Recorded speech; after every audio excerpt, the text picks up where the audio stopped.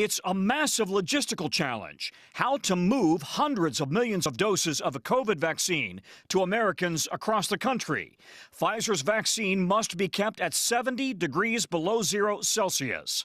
While it waits to submit the vaccine for emergency FDA approval next week, the company is already setting up a deep cold storage supply chain, using suitcase-sized cooling boxes to ship critical supplies to doctors and hospitals nationwide, possibly by later this month. Once they take it out of the ice, they can keep it 5 days in the normal fridge. So we have worked extensively to develop this distribution network.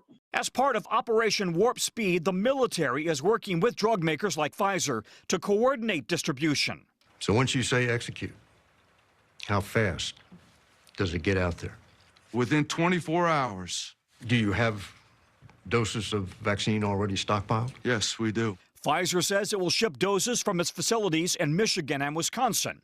With each person needing 2 shots, the company expects to have enough for 25 million people worldwide this year, another 650 million next year.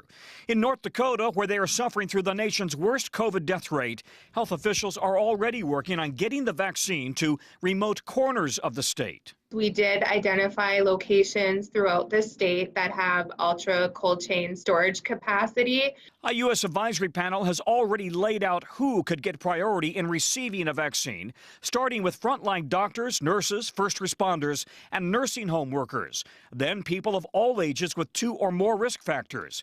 The next phase would include teachers, school staff, child care workers, and people working in the food supply chain. Phase 3 would include children and young adults 30 and younger. Phase 4 would include everyone else living in the U.S.